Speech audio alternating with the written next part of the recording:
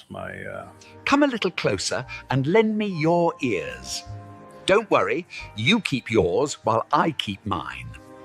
In each episode, we'll dig into the major stories, uncover the truth, and retrieve gems from Yada's blog. We'll discuss what's right, bark about what's wrong, wag our tails at the thrill of discovery, and take you on adventures through the exciting world we live in today. So, fasten your curiosity leash and get ready. Right then, coming to you with another episode of the Yada's Vlog on a Blog. Tomorrow's news, disseminated today. Let's dive in. Oh, welcome to the vlog on the blog. Thank you, Rich. I appreciate having the drink there. A little ruby red grapefruit juice. You can't beat that early in the morning. We have as our special guest John today, and John is the host of the Gen Z gang. That is, you have to tell us the name of your show, but we're really excited to have it, and it required me to issue an apology, which I was delighted to be able to make. So tell us about your program on behalf of the website, yada yada. I'd like to say thanks for having me on today. And the title is still kind of a work in progress, but right now we're leaning towards Y to Z, and it's kind of reflective of both, millennials and Generation Z, as well as, kind of bringing knowledge to that group, Yada, right? And it's kind of an interesting broad overview of culture and how, it's starting, right? So it's kind of hard to say definitively what it is, but the hope is to kind of show our personal growth and journey. So like the first episode is a lot about our introductions and who we are and how we got here and why we're here. And we kind of want to expand into the things that are kind of relevant to younger people today. I find that while there are certain people who are, say, in our generation that are exceedingly religious or political, the generalized person is probably not so much. They're kind of their own thing. Like in a way, one of the things that like the left kind of got right was intersectionality. There's a lot of differences between people, right? And these subcultures kind of make us very unique insofar as our generation. And I think kind of exploring that and contrasting it with the Towrah would be an interesting way of kind of going about that. It's going to evolve, and we'll kind of see how that becomes in the future. But we have tons of ideas that we're looking forward to exploring. Yeah, there is a interesting situation, I think, particularly with Gen Z, where there are subcultures, and most of the subcultures are not particularly helpful. The generation became overtly Marxist, which is deeply troubling, because what it says is that either their teachers or they themselves are unaware of history. They have not had the opportunity, of course, that I had, which is to spend considerable time behind the Iron Curtain, actually in Soviet Russia and in Red China, long before the enterprise zones, back in the time that, within weeks of the time that Nixon made it legal for a Westerner to travel there.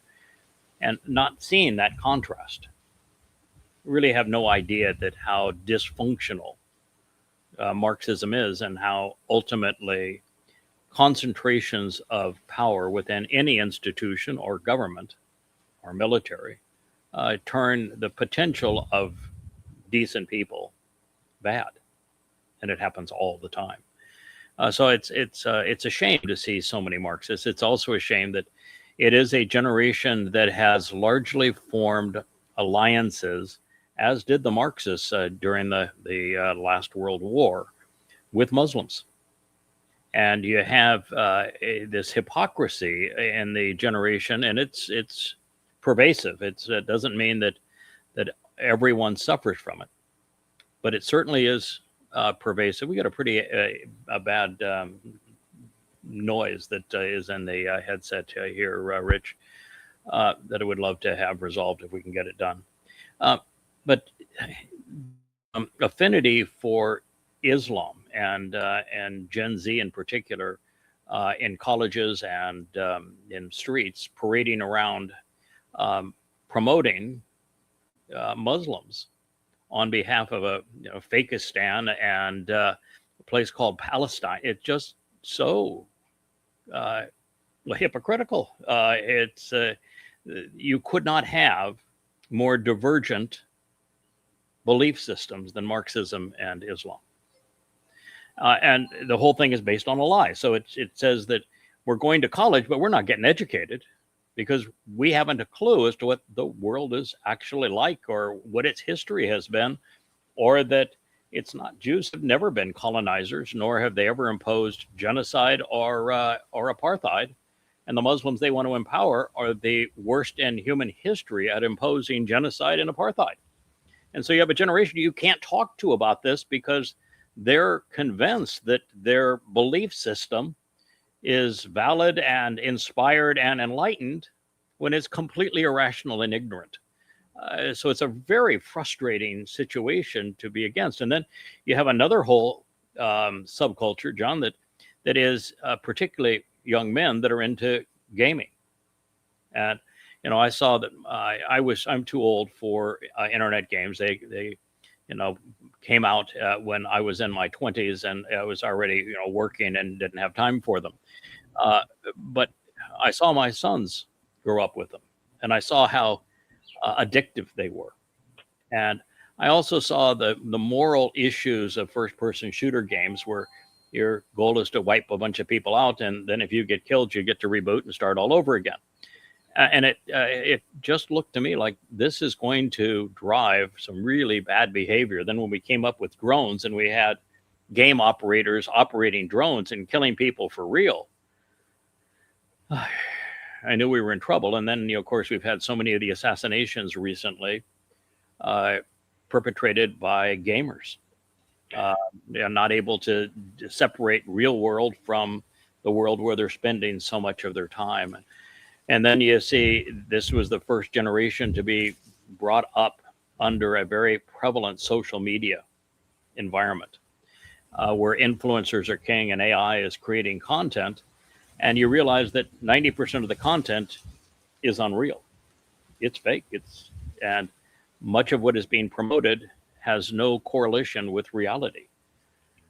And it's deprive so many people of personal interactions so that they can effectively communicate and get along with one another.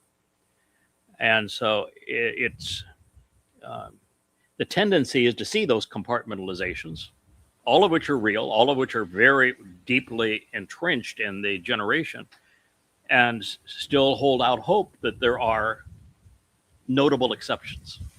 Which is why when I saw your the test of your first program, I said, "Oh wow, I'm going to have to eat my words and apologize and say there are exceptions, and there are many of them, and they're very bright and thoughtful. But how in the world did you survive that gauntlet and get to where you are, John?" I've thought about that a lot, specifically how I came to get where I am, and it's a lot of luck, it's a lot of I don't know if it's serendipitous or whatever, for instance, for me to end up where I did specifically, it's like my parents had to have separated when I was a kid, and then I would have had to have moved to a new part of the city and been at this particular school to meet these particular people so that I forged these particular relationships, and all of these things kind of unfolded in this way. And I ended up living with my girlfriend and her parents, and I never would have met her if all of these weird serendipitous things wouldn't have happened, and chances are I probably wouldn't have found this where I did. So it's interesting to kind of put it as the how. I honestly couldn't tell you. It's a lot of, I feel like, random chance, and maybe I don't know, some people like to talk about fate. I don't know how much of fate's into that, but surviving necessarily the gauntlet of ideological possession, I guess I should call it, is it's not easy for a young person. You're exposed to everything all the time, and there's really no filter. You can take in anything you want to, and it's a good filtering mechanism, I guess. You know what I mean? You kind of self-select into whatever you want and out of whatever you want. And when I was a high school student, I was exceedingly political. I was part of an enrichment program, and I kind of talk about this on our show a little bit, and it was very left wing, and I was very left wing because of that. And once I got out of high school, I kind of started just looking at whatever, and I found an exceedingly kind of right wing place and spent some time there, and it kind of flipped. And I was, and over like a span of a year. They aren't very different. No, they're not. And concentration of power, whether it is under fascism or socialism, it is exactly the same beast. It's control of everyone's lives and the economy by concentration of power. So right wing and left wing are the exact same beast under different names. And I think there's a terrible tragedy in debate today with Marxists opposing fascists, and with the far right, who won't call themselves fascists, but the far right opposing Marxists. They don't know it's the same genre. I mean, Adolf Hitler and Mussolini were both Marxists before they came upon the name fascist, which Mussolini invented because he couldn't differentiate his group against other groups of Marxists, and as such, he decided, well, we can rebrand ourselves fascists, and he came up with really snappy looking logos and uniforms and the like. Yeah, he had Hugo and Hitler Boss. Was so and Hugo, when particularly in Nazi Germany, Hugo Boss was the man with the dress code for the SS and all of them. And so you're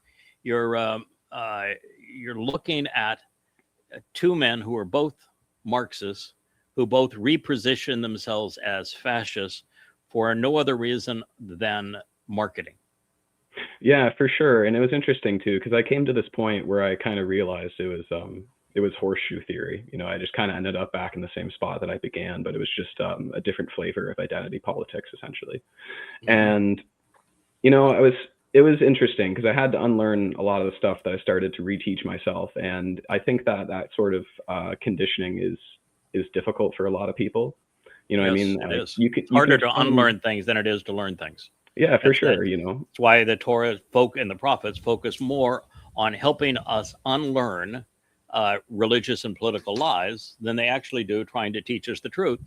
Because if you can't do both, I think we're having a camera that's having its own special life there as to whether it wants to come in really close or move far away. But we'll get her under control. We actually have an entirely new studio set up here that we worked on late last night. And it is so much better if we get the camera to cooperate with us. But Rich is going to lose endorsements for his tiny camera if he can't get it under control. But there you go. I think that's better. You mentioned something, John, that very few people have discussed. And you're not old enough, I don't think, to go back to my Shattering Myths days where I talked about this a lot. Well, now he's lost control of his mini cam again. He may have to go with the teleprompter cam, and I'll have to put it to bed for a little while.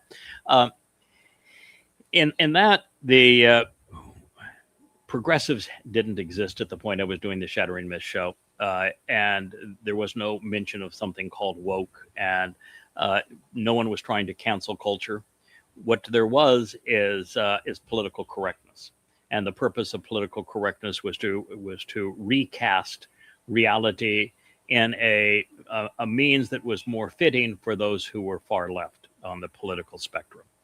And one of the things that I said routinely is that there's a lot of ways to control people's minds, but ultimately you get down to two. And this played deeply into the mindset behind political correctness that was very pervasive in America from the early 1970s through about 1990, at which time it gave way to other titles. But the two ways are you control access to information.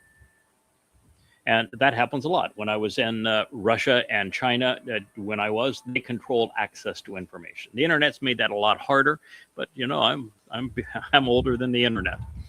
So what they did is they just controlled access to information, so that you can tell somebody any manner of lies, and they will never know the difference if you prevent access to information. It's how the Roman Catholic Church and Christianity fooled so many people for so long, is they controlled access. You couldn't even read the New or Old Testament. You were only told you had to listen to it in Latin, and you couldn't understand that. So there was no access to information. The second way, and this is what political correctness tried to do, is that rather than control access to information, you inundate people with information. You give them so much information, and it's so available that they can't process it, and then you go after judgment. You render judgment, being judgmental, a crime against society, and that anybody who is judgmental is hostile to society. But if you can't be judgmental, you aren't discerning, you can't filter information. And that filter is the essence of intelligence. It's the essence of morality. It's the essence of justice, is filtering the information. But political correctness manifest in the educational system and in society, particularly in the media, made being judgmental considered bad. And so they went off after being judgmental, and they had many ways of slandering it.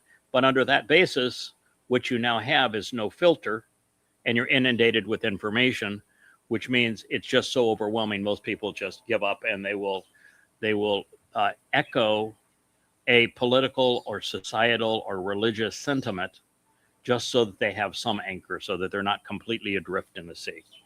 And so when you mentioned no filter and too much information, that was by design. You were put in that position. Yeah, certainly. It's very interesting in that regard, because if I do compare myself to the say the general person that I know in my generation, I would say it's not very common for them to be political. It's even less common for them to be religious.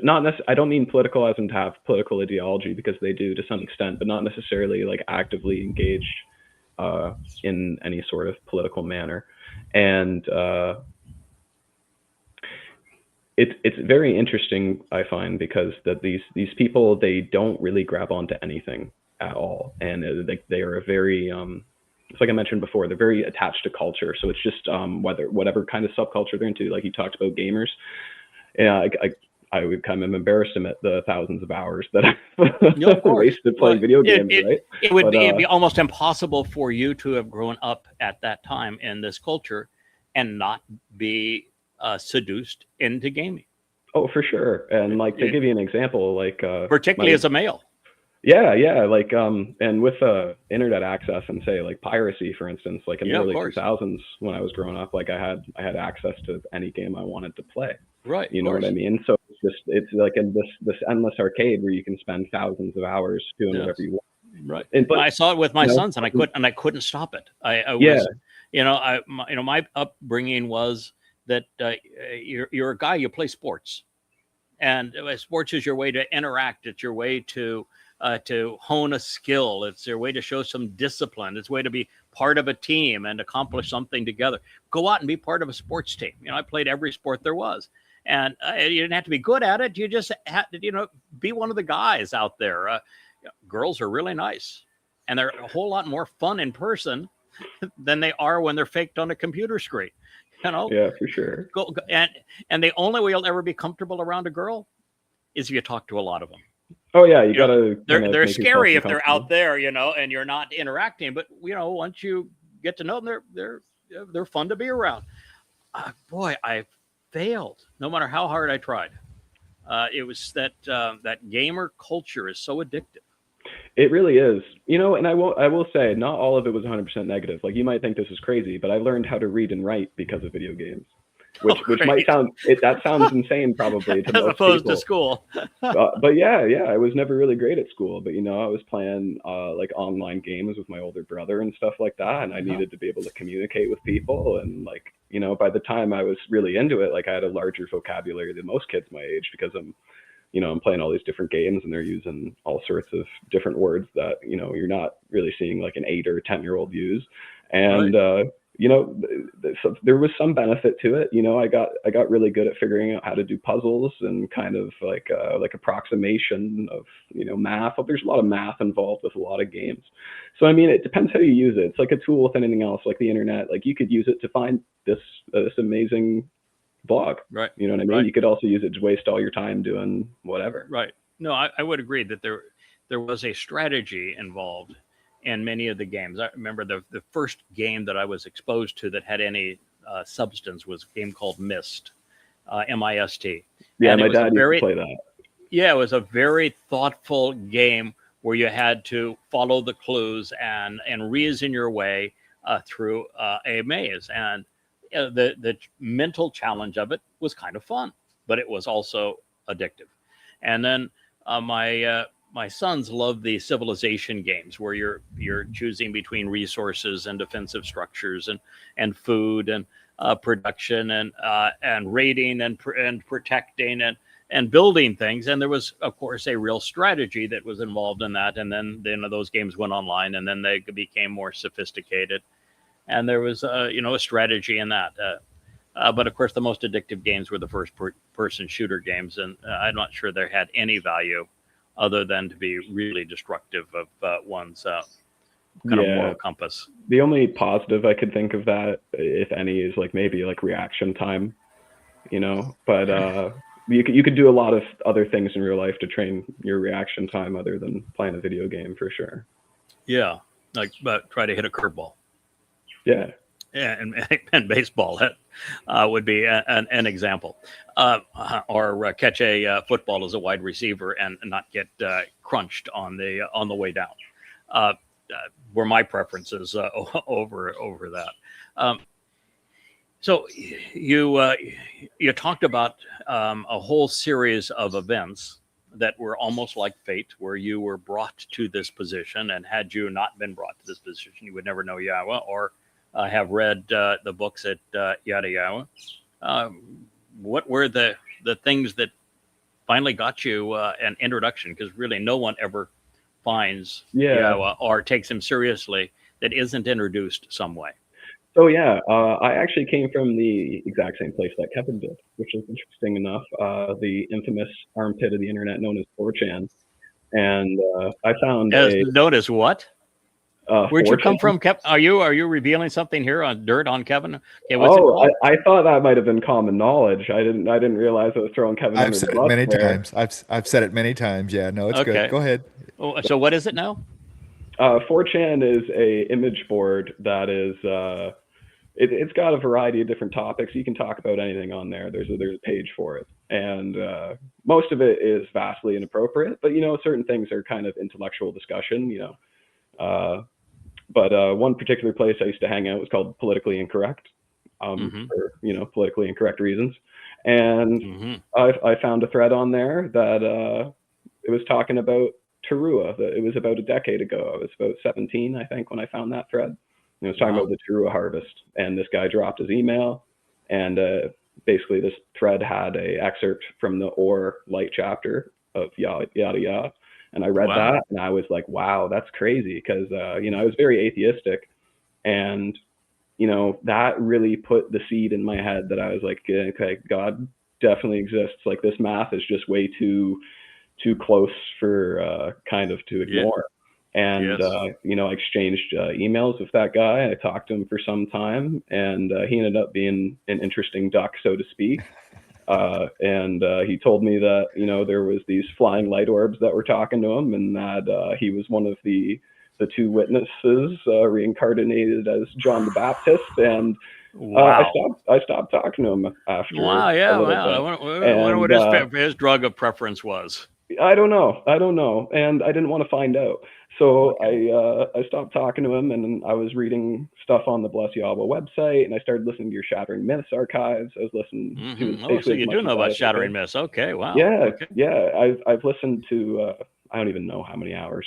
So I've listened to you talk a lot. Okay, yeah. What's interesting for those that don't know is you go back now probably 15 years ago, but for a better part of a decade, I did a syndicated radio show called Shattering Myths, 5 days a week, 3 hours a day. And we divided the show into 2 to 3 sections each show. And once was we did a version of this, but without images. We did a commentary on the news where I would read 20 newspapers a day, and I would take sections of a variety of different stories. And I would say, this is what they reported. Here's what's actually true. And this is how it applies to you and what it means going forward. And so I made a whole lot of predictions as to where things were going to go and had a tendency to get all of them right. And so that was kind of an interesting part of the show. And then we did another section of the show on Towrah. Who is Yahowah? What is he offering? What is he asking in return? How do you become part of the covenant? What things like Towrah? What does it mean? And then we did a portion of the show exposing the truth about Muhammad and Allah and Islam. We had IQ Rasuli on the show a lot, and which is really an interesting fellow. And we knew more about the religion than anybody else by a long shot, so could speak very forcefully and accurately about it. But so, yeah, that was a show that I did for a very long time and enjoyed it. It was a lot of fun. Yeah, it was really cool. But yeah, I guess to kind of continue from there is you had a guest on at one point who is no longer on this earth, and he had mentioned, like, I didn't even know what your name was. I just knew he was Yada for a long time, and he'd be like, "Oh yeah, hey, that's Craig." right." And then I was like, "Oh, okay, the guy's name's Craig," and then it kind of went from there. I worked anonymously for the first 10 years. I did this was anonymous, and then I heard about the Facebook group that was on there, and then I kind of joined that literally like 2-3 weeks right before it imploded, and I was like, "Oh, this is kind of an interesting development." Yeah. And, what was that? What was the name of his Facebook? Something Truth. That one was the Unpopular Truth. Unpopular Truth. Yes. Larry actually wasn't his real name, nor was Hendricks, which he operated under. Both fake names. Oh, I had no idea. That's actually pretty it was a fake name, fake life. Claimed that he was responsible for the translations, made lots of claims to lure people in using my translations and insights, and then abuse them when they got there. So we had a very uncomfortable party, and we unfortunately we have a number of people that are still in the periphery that came out of that group that just can't get to go completely away. They're mostly away, but the difficulty is if you're really sucked into conspiracy, it's tough to get out. It's like leaving religion. Conspiracy will really suck you in, and the nature of it's addictive too, because most people don't have fulfilling lives. They're looking for someone to blame for their lives not being fulfilling or rewarding. Conspiracy gives them that, and conspiracy, it's the internal group is so focused on condemning any voice of reason that's opposed to them that you get into that same mindset, and they're dot focusers. So, like chemtrails, they'll see the airplane with the contrail and say, that's not normal. They're trying to poison us. And you point out, excuse me, but that happens to be the condensation that when you burn hydrocarbons, you get moisture in the air because the air is cold up there and it won't hold as much moisture. So it forms into a cloud. It's a process of the combustion in a turbine engine, and it's nothing more than that. But so no, they're trying to poison us. You point out, okay, so you're going to say that the toxin is in jet fuel because that's what they're putting into those engines. So you're saying the toxin is in the jet fuel, and you want to say that the really clever plan they had. Don't put the toxin in water. Don't put it. Where in food or where people would actually. Put it up at 35,000 feet, and in parts per hundreds of billions. Yes, and have most of it just dispensed over unpopulated areas like the ocean, and that's your plan. That's what your government is doing, and everybody that owns an airplane is going along with this scheme of putting that toxic Jet A into their wings so that they can kill people. And yet, nobody that flies the airplane seems to be affected by it. Secret vaccine, I guess, huh? Oh no, you can't have the vaccines because that's toxic too. So it's tough to get out of that. I'm glad you didn't spend much time in it, because the people that get into it, you can extricate yourself from it, but it's such a strong pull. It is. It pulls a lot of people right back in. It's like it's kind of like a habitual liar. Like if a habitual liar wants to stop telling lies habitually, the first thing they have to do is like tell themselves to stop telling lies. And if they tell a lie, they have to turn around and be like, okay, that's actually not Right. that's not the truth. You know, you have to kind of reparent yourself if you're kind of in that situation, whether you're religious, political, conspiratorial, or whatever it is, you know. And It almost definitely, all of them have a thing. It's they want to support their political party. They want to support their kid. Like the number of people that have autistic kids and who may or may not even be autistic, because I really don't have an effective test for it. But they want to blame vaccines because they certainly don't want to blame environmental issues. And since environmental issues seem to be the only thing that ever tests with a commonality to autism, that would mean they'd have to accept blame themselves. They don't want to do that. So they go after a vaccine and go that route. And so everybody has a conspiracy that serves their interests. You know, the idea of having the false flag operations where the Boston Marathon bomber and Sandy Hook and all that sort of thing were all government plots. So there weren't real people; they were just actors. That's all to promote a political agenda. If you get down to it, they all have they want to put all those people on the liberal side, and they're on the conservative side. So it's a piling on of lies and an inability to see the whole picture. There are those that don't want to accuse Islam of being responsible for 9/11, even though they were all Muslims, even though they're all screaming Allahu Akbar, and they want to say that it was a government plot. So the government that did this to you, which you think is completely corrupt, was able to cover up their involvement and actually fake flying planes into buildings and get everyone to believe it. If the government was really that smart, they wouldn't need to go to a plot like this to influence you, would they? No. But you've got, it's just so many insane conspiracy, flat Earth. Think about how out of touch with reality you have to be to believe in flat Earth. Yeah, a $15 Estes rocket from Walmart and a pin cam in that sucker for $35. You can verify the Earth is round for yourself. You know, or they even 9/11 as a conspiracy where there weren't planes that flew into the buildings that were hijacked by. To believe that and to promote it, you just have to be so out of touch with reality that. And by promoting it, what you're doing is saying that I have no credibility. I'll never have any credibility in my life. There's no reason to even try to reason with me because my mind is a vacuum. It's just a useless place where I tell myself that I'm the truther. Mm-hmm. Now, I'd rather try to deal with a religious person than a conspiratorial person if you were trying to reason with them. You can't reason with either, but yeah, at least a religious person has some sort of basis, whereas a conspiratorial person will just kind of make up whatever they need to justify it. Yeah. So I keep interrupting you on your way to the story. So you yeah, no worries. A couple of weeks in Unpopular Truth, and said that blew up, and but you were reading, and what you read resonated with you.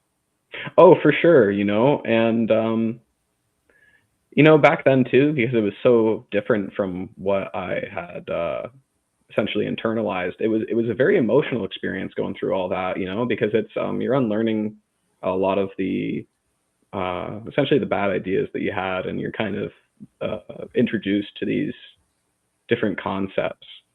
And it was a pretty amazing journey. Like, I'm not the best student in the world. It took me a long time to read what I have, and you know. Well, you learned to read playing online games, so yeah.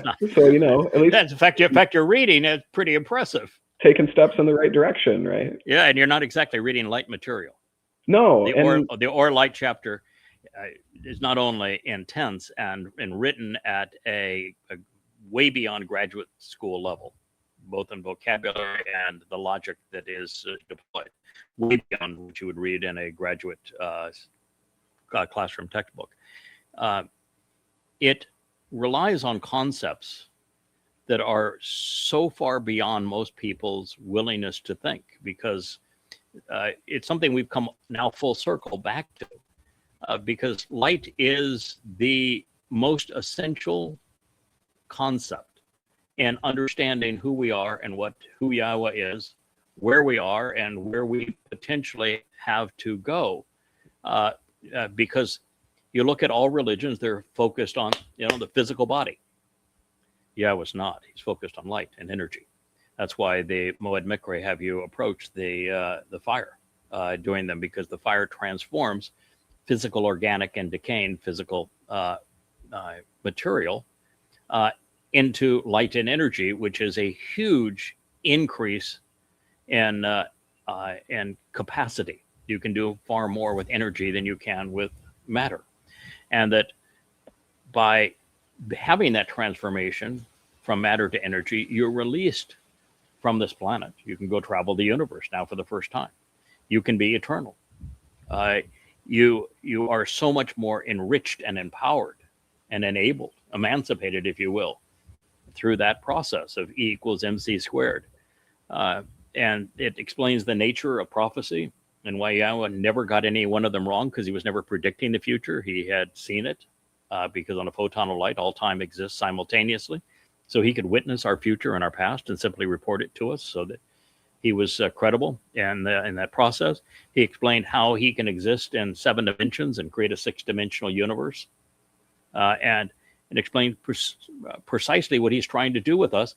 And it even explains that first prophecy, the one in the Torah, Barashith 1, of the 2 luminaries, a greater and lesser luminary, and the influence they're going to have in fulfilling the Moedim. And the consequence of the Moedim is that those who take advantage of them become like light and energy. You're empowered and enriched in this manner. It's the benefit of the covenant is to become like light. And it's the antithesis of religion. In Judaism, Islam, and Christianity, there's bodily resurrection. Well, that's going in the wrong direction. You can't be immortal, can't get in, can't leave the planet. You're not going to be anything more than worm rot if that's your choice. And so you started with some very interesting material that I had always hoped would appeal to agnostics and atheists, because it was so rational. Yeah, it was. It resonated exceedingly with me. That was definitely the number one thing that kind of pushed me in, for sure. And luckily enough for me, it was, excuse me, the first thing that I encountered. And I think it's particularly interesting talking about that section in particular, because a decade ago when I had read it, it was already very layered and intricate and kind of prophetically beautiful. And now with the developments that you found in the last year, it's exceedingly, I don't know, delicious. It is delicious. I like that. It is. It's delicious.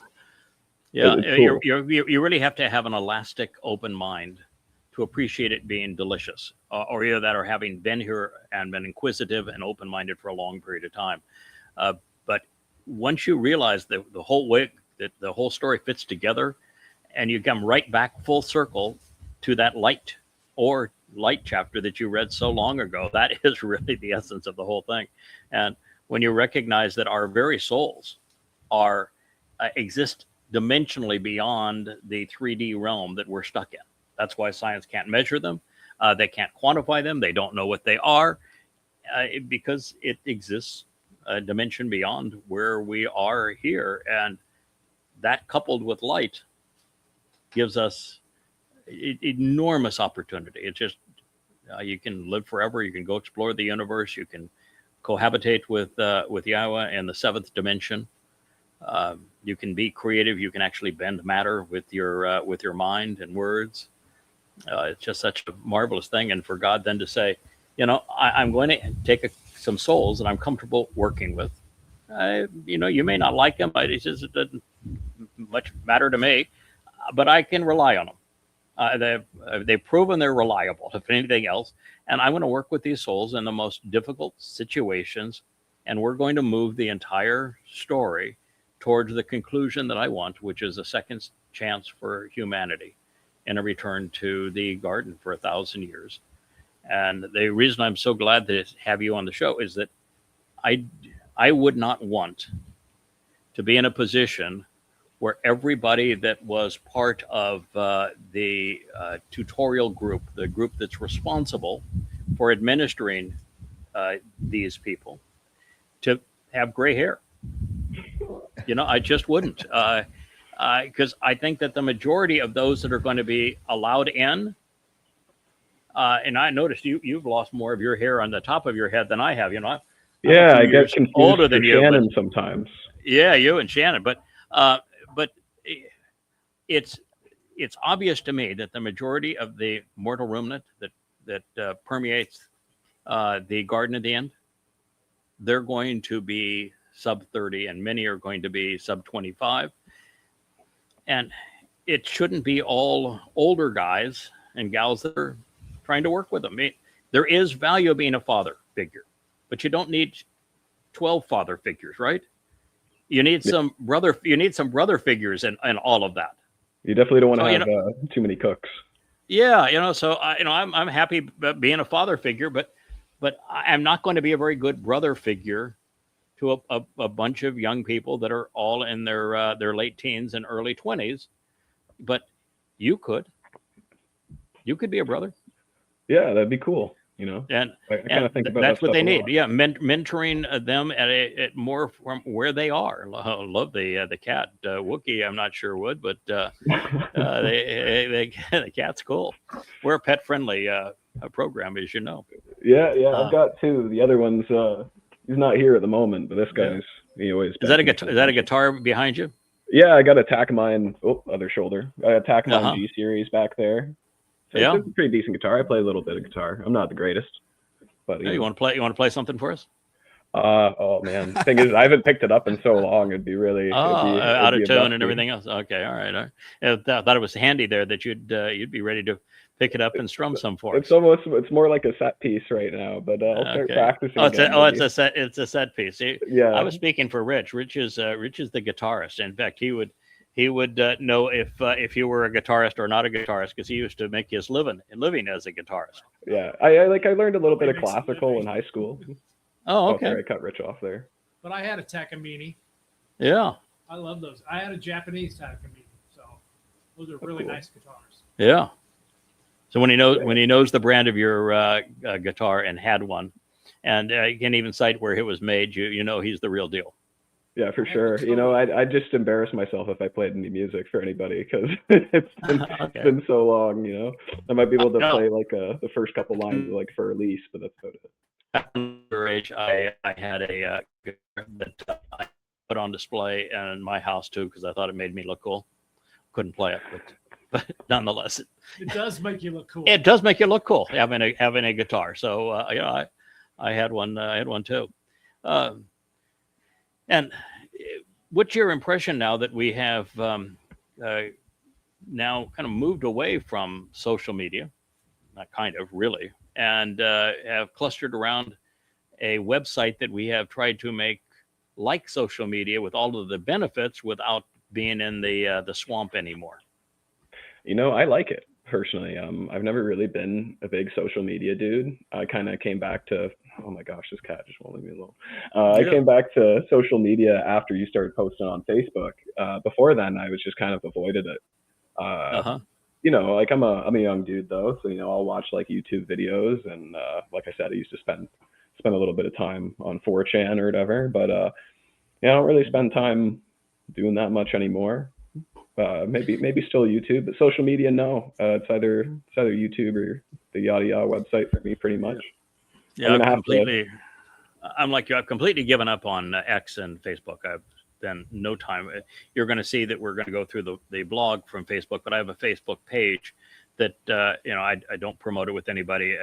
We may have 50 people that frequent it, and it's only because we list it on the website. So if you're going to be on this show, you can click on that and you can read the posts that we're going to talk about in the news, so that you're not surprised by them.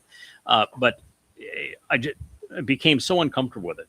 It is so unreal, so fake, so managed by AI that are deliberately trying to promote anti-Semitism, racism, Islam, Marxism, MAGA. I would say that 90% of the posts that you have to filter through on Facebook are inaccurate and condescending and misleading. They're just horrible, and X is worse. And so I just gave up on them. I do, like you, spend some time on YouTube almost every night.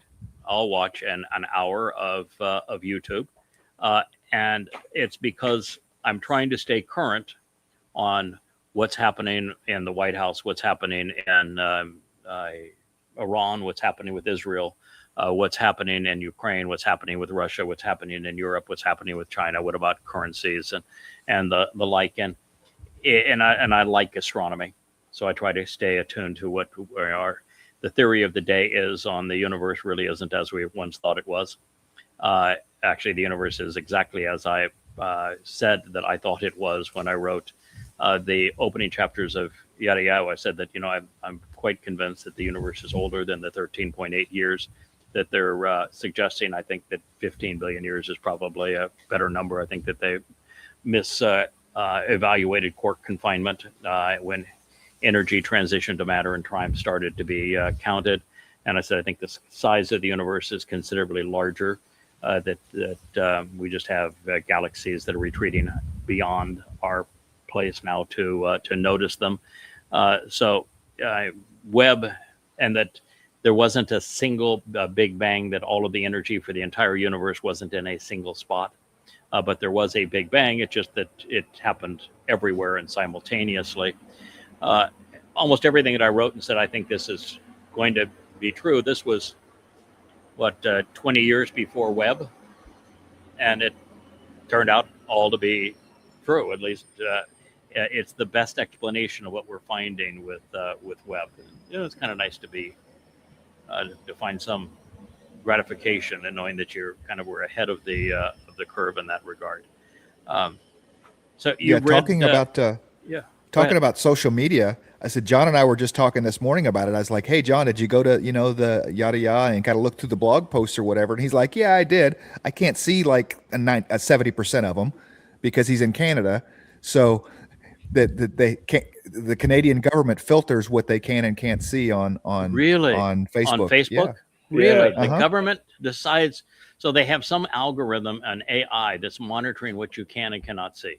Yeah, so if I go and check out pretty much, I'd say like this morning, I looked about half the things you share rather than, I can see your comment when you share it. But as for what you're actually sharing, I just got a blurb of text that says that this content is not available in Canada. So it's kind of useless for me to even try to stay up on the news sometimes. Like if I want to see what's going on. We will show that we're going to go to the news now. We'll show you that what I commented on. I will tell you that 90% of what I comment on, I am criticizing it. So the Canadians would be wrong in the sense that I'm not promoting that content. It's Facebook that sent me the feed promoting it. I didn't go looking for it. I don't know if Facebook promoted it, and I'm pointing out why it's wrong. I don't know if it's necessarily that from my end. I think it's that we had a law passed, something to do with like social media and the influence of news or something like that. And as a response, Facebook essentially had made it so that you can't share. Sorry, cat's walking on the keyboard. You can't share certain news in Canada. I think it's kind of a mix between Facebook policy as like a retaliation for something the Canadian government did, but I'm not 100% sure on that. Wow. Yeah, it's again, if you can't get people not to be able to think rationally about information, you preclude information. There's two ways of controlling people. Oh, you can also control them by giving them bad information, which is pretty much all social media is now. It's a conveyor of bad information. They want to rail against the fake news. And, as an expert on a number of subjects, anytime that a subject that I'm an expert on is presented in the media, you listen to Shattering Myths, I can tell you that the majority of what is written by the journalist is wrong. And they can be wrong for a lot of reasons, but it's usually wrong. But in social media, the percentage of wrong to right is overwhelmingly worse. So I want to try a few. Kevin, want to bring up some news, and we'll test John's shattering myths aptitude? Absolutely. Let me get set here. Okay, so you'll actually be able to see what you couldn't see. You'll have to be on the show more often. You'll be able to see what Canada or Facebook is blocking here. Yeah, I try to watch it every day, so it helps keep me up to date. Yeah. So this one is that Trump on the White House lawn is saying that if you are opposed to him bombing Iran, then you must be in favor of Iran having, he would say, really evil people, really nasty, evil people having a bomb. So the choice is that you don't bomb Iran and they have a really nasty people have a bomb, or you bomb them and, well, then you're going to prevent them from having a bomb. So my point is, first of all, the question that he's raising, are you in favor or against Iran having a bomb, is not only the wrong question to be asking, but who is to decide? Who made him the decider of whether or not a nation can have a nuclear deterrence? And well, and the other side of that is why hasn't Iran used a bomb yet? You know, if they're lunatics.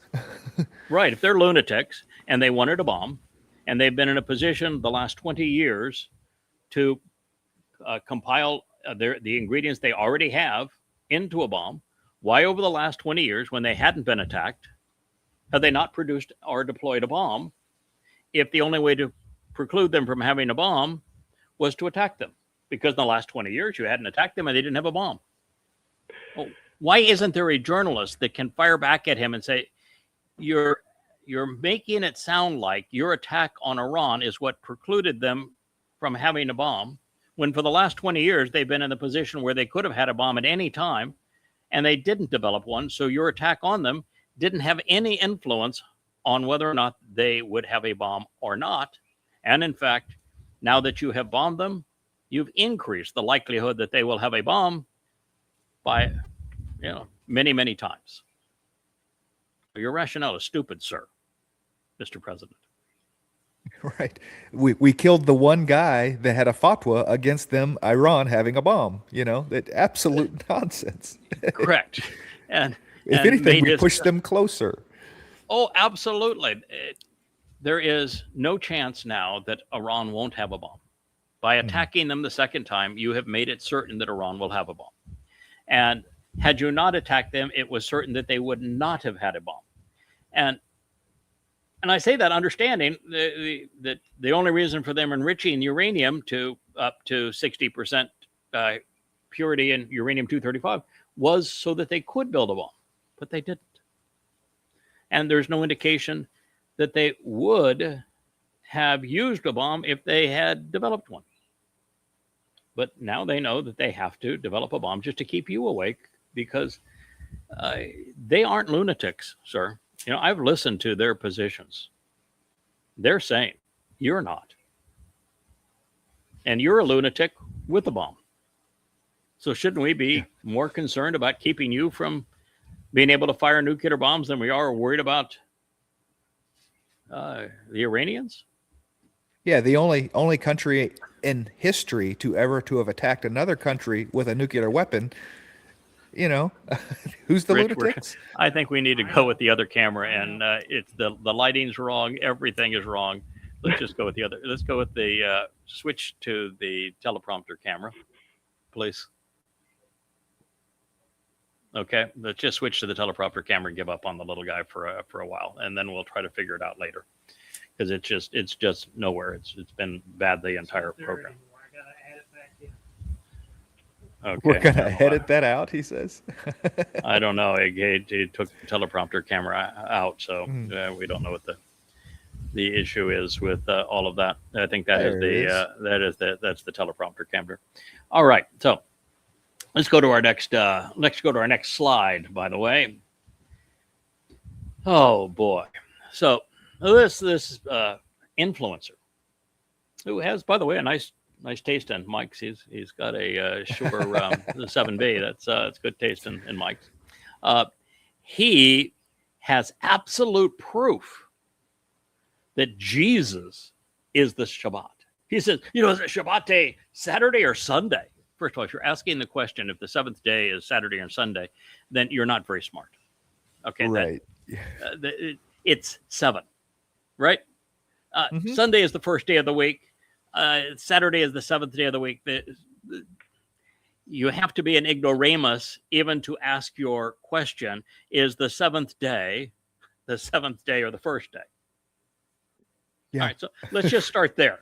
So now you have an influencer that's too stupid to know numbers up to 7. That's probably a really bad start Right. on his, on his take here. But nonetheless, that's what he promoted.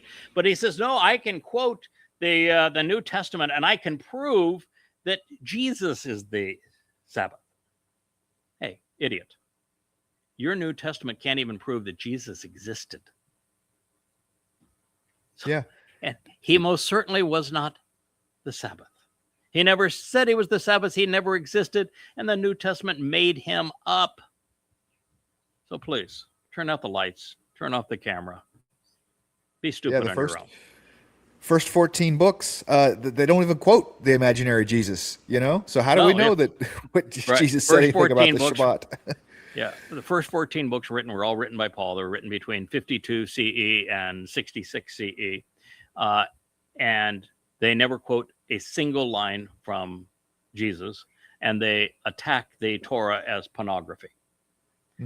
Those are the ones written by Paul. And the next 3 books were all written around 75 CE, 40 years after the fact, by people who are not eyewitnesses, who were part of Paul's posse. So here, you just have to be wholly ignorant of the evidence to be part of the idiots that are trying to deliver an audience in social media. So here again, I have two posts, as you can see here, John. Both posts, what I'm saying is the person speaking has no idea what they're talking about. Yeah, it seems to be a common trend on social media. Yes. The majority have no idea what they're talking about. Yeah, everybody's opinion is valid, right? No. You can have an opinion. No. It's not valid. Yeah, they're not all equal. So here, you could probably play this. What I want you to watch is the chemtrails coming from the back of these drones. So they're drones. They're all have exhaust trails coming from the back of them, the way that AI depicted them. So is the AI really that stupid? Stupid is a prevalent term here in this program. Is the AI that dense, that unaware, that it doesn't know there is no internal combustion engine on a battery-operated drone? So why did they depict the drones with exhaust trails behind them? Very poorly manufactured lithium batteries.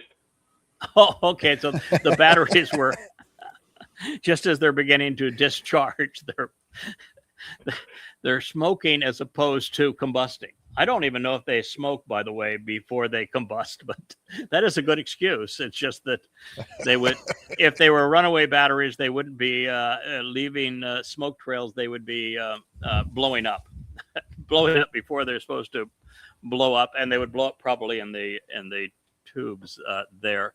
And oh, by the way, they wouldn't all blow up in the same way and leave the same trails behind them as they fly along. I just say that AI is not very smart, and operators may be less smart than the AI. And so it's just amazing what you see online, what is promoted. But the Chinese, they must be really clever. Yeah. So when these particular guys were pointing out the hypocrisy of Trump's defensive strikes. If you heard him yesterday, he said, okay, we didn't violate the ceasefire because, of course, we have negotiated an agreement. So you can't have violated the ceasefire if you negotiate an agreement, right? And so, no.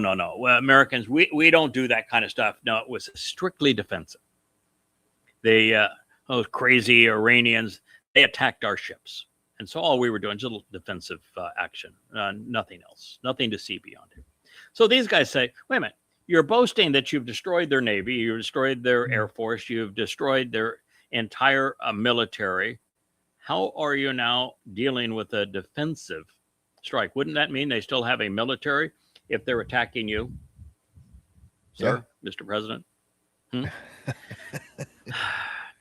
But it goes beyond all of that because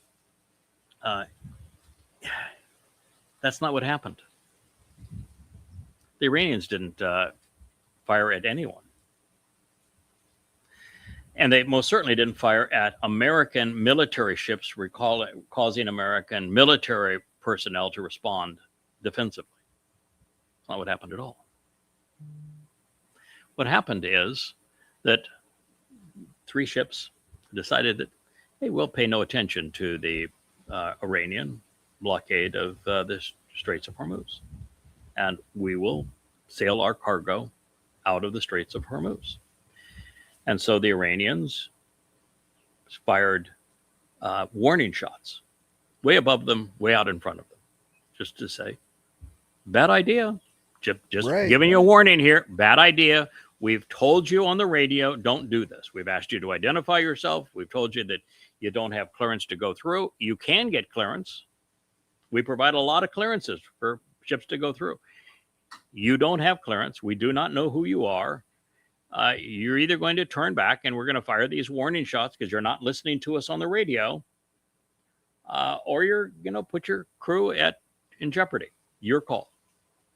And so they didn't fire at American personnel. They didn't fire at any ship. They tried to warn the ships.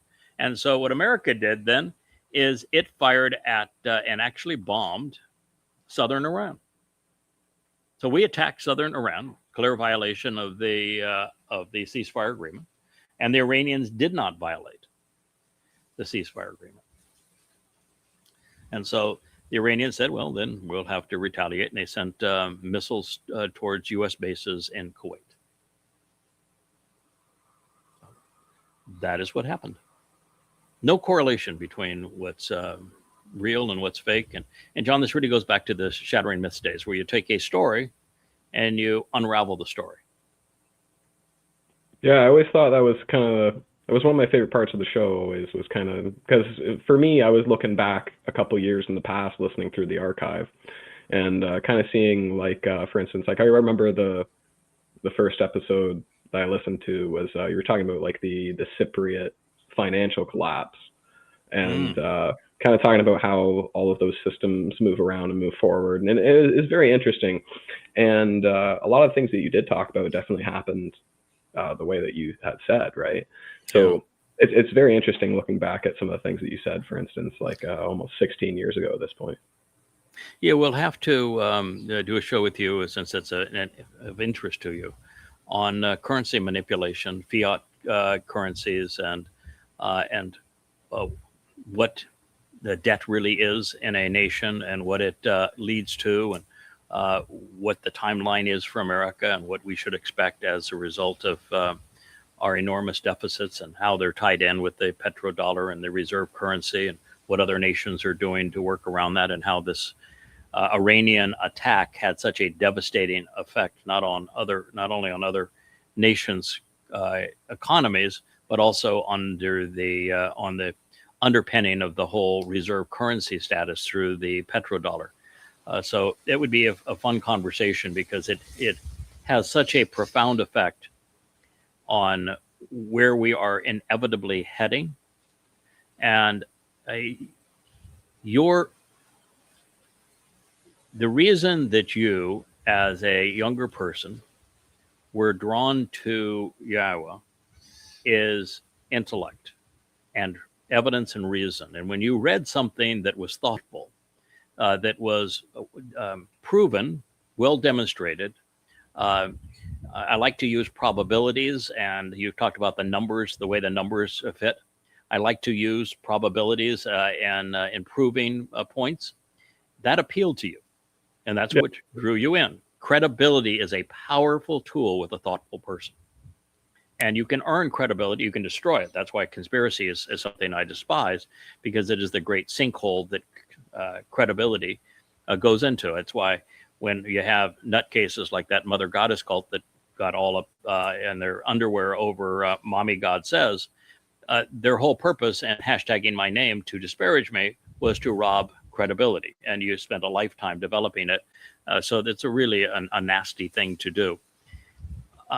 Because of the background I've had in business and economics and travel around the world, I have a lot to say, and I've known the situation relative to our economic foibles and the difference between a gold-backed currency and fiat currencies and central banking and what they do and what quantitative easing is. What's wrong with America in terms of being able to actually manufacture things, while Trump's idea that I'm going to tariff other nations, as in they're taking advantage of us by making products more cheaply than we can make them in the United States. I understand why they're able to do it, and it has nothing to do with less expensive labor. And I understand supply lines. And so I think that if we had a show just devoted to it, with you having interest in it, that it would appeal to thoughtful individuals, because we can explain why we're in this mess and why there's no way out of this mess. Once you go down this path, there is no way to get out. It's like the Iranian war. Once you go down that path, there's no way out. And economically, the Iran war, and economically with our deficits, they're the same story. They are definitely related, and a huge part of why we're entering the time of troubles. For sure, and it will definitely be something that's kind of particularly relevant for day-to-day life for people that will be here for that time. So it is definitely kind of an interesting place to speculate and kind of conjecture. That's why I wanted to do the vlog on the vlog, is that I knew that what we did in Shattering Myths resonated with a lot of people who were very thoughtful. And that's the kind of people we're trying to be encouraged to think about God and become part of his covenant family, give up religion, give up politics, and learn the truth and capitalize on it. And so I thought that if we went back to that kind of a format, now that we have the visual capability of making it much more interesting, that a daily vlog on a vlog would, I love that the term's kind of fun too. I just thought there'd be a really an interesting way to draw people in that wouldn't otherwise. The moment we mentioned God, Yahowah, Towrah, prophets, would turn off, saying it must be religious, not knowing that we're anti-religious. So. Yeah, and anti-political. I mean, we have no problem telling you what's wrong with Marxists, and no wrong telling you what's wrong with MAGA. So.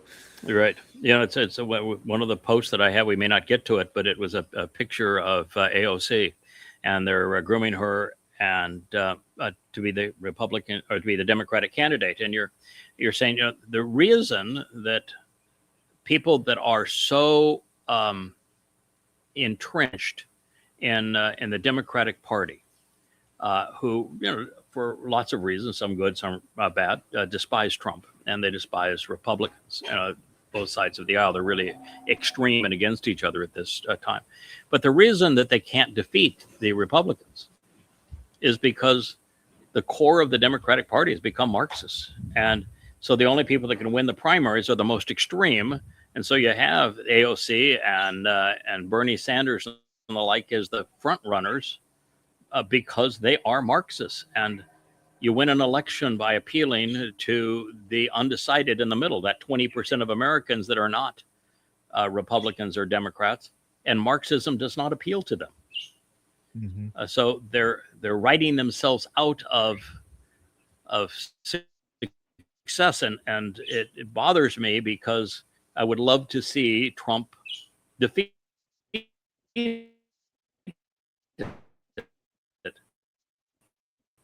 But you can't defeat him with Marxism. Okay, no. So this person it begins with a woman, this particular video. I don't know why it stopped at that point, but it begins with this woman who said, Abraham wasn't from Canaan. He came from Babylon. And it says, so me, she said, as a Palestinian, when I check my DNA, which I have done, then I'm more deserving of the land. Now, you wonder why I say that that Gen Z isn't smart enough to crawl out from under their own shadow. Okay, first of all, there is no such thing as Palestinian DNA. It's a naming convention based on an ethnic slur. There has never been a Palestinian. There will never be a Palestinian. There has never been a Palestine. There will never be a Palestine. There were Philistines. They were invaders from Crete. So they were your original Cretans. And they were vicious. They, you can't name, though,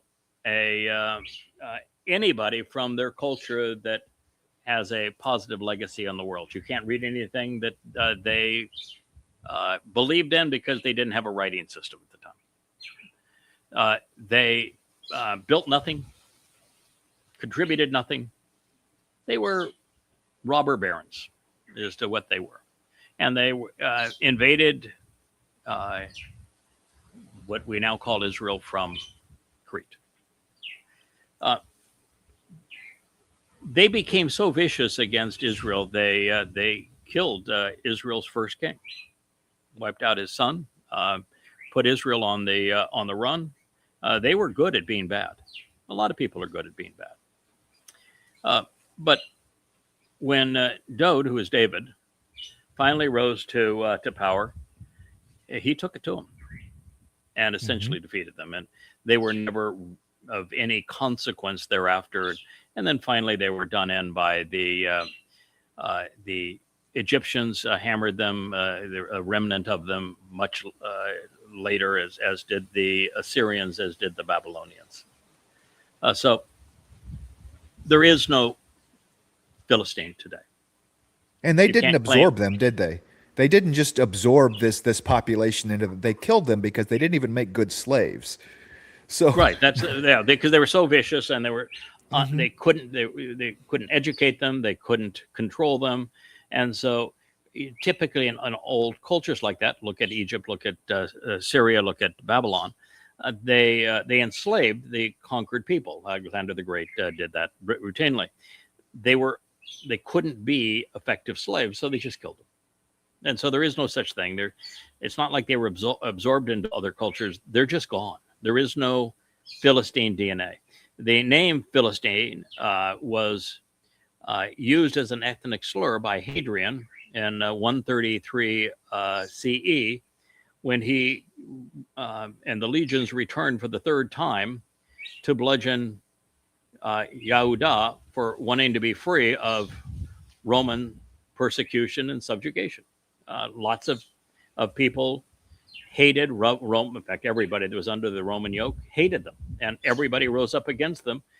It was the Yehud and Yahowah that actually were the most effective at rising up against Rome. They took it to them, destroyed legions of Rome. But Rome decided that they would obliterate Jews, that they would also rename the land that had been Yahowah 1,000 years before Hadrian was there, way over 1,500 years before Hadrian was there. And he tortured Jews to death, wrapping Torah scrolls around them, soaking them in kerosene and setting them on fire, promising that he would douse the fire if they would tell him who was the most formidable enemy of Yehud. This was long before there was even a Jew on the planet. And under torture, some of them said the Philistines of old.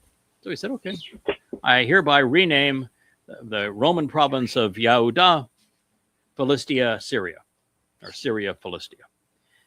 It was nothing but a insult. It was an ethnic slur. And the ethnic slur would have been forgotten if it wasn't for the fact that the British in particular have been and remain anti-Semites. And so they were the ones that continued the use of the ethnic slur. And so when the Balfour Declaration was written, it mentioned Palestine because the British were anti-Semitic. It's too bad because the British should have known better, because the Romans treated the Celts and Brits every bit as bad as they did the Jews. They should have known better, but they didn't. And so that's how it came to be, and had essentially been forgotten, other than when the Marxists and Muslims again, the Russian KGB, met in Cairo with the Muslim Brotherhood, and they, recognizing that they had lost the War of Independence, 1948, badly, and so they'd lost their claims, and they were planning on the next war, which became known as the 6-Day War. About that time is when they came up with the lie that we will rename the Muslims from many countries, primarily from Egypt and Jordan, that are in Israel. We'll rename them Palestinians, and we will call Israel Palestine, and we'll create the myth that these are the indigenous people and that Jews have booted them out of the land. We'll call it Nakba, day of terror and tragedy. It was all a lie. They knew it was all a lie. They ripped off a flag from Jordan. That's all it is. They ripped off. They took the star off the flag of the Jordanian people. They took scarf that they all love to wear now. That came from Iran. It is other people's cultural items. They ripped them off and paraded under this false flag, and they repeated the lie so many times and it was promoted by Marxists and Muslims, that Marxists and Muslims still promote the same lie. And unfortunately, Jews have not been rational, moral, smart enough to repudiate the lie. And so when you read somebody here say that, no, it's, I checked my DNA, it says I'm a Palestinian. And, Abraham, he didn't come from Canaan. He came from Babylon, from Ur. And you go, come on. How could you be so crazy? It's interesting, by the way, that the Canaanites actually weren't destroyed as an ethnic group. Mm-hmm. There is a very high trace of Canaanite among the population in Lebanon. Now, that is not to say that their principal origin is Canaanite. Is not by a long shot. Lebanon was part of the Punic Empire, and so they were kind of outcasts from the Greeks. The least literate of the Greeks, the ones that just couldn't make it in mainstream Greek society. They went to Phoenicia and they went to Carthage, and they became which we call the Punic people. And so Lebanon is principally Punic or Phoenician, which would be kissing cousins to the Carthaginians. And the fact is that most of the Canaanites, which were a very small percentage of the population of the land, there were 12, 15 tribes there, they just left and migrated north.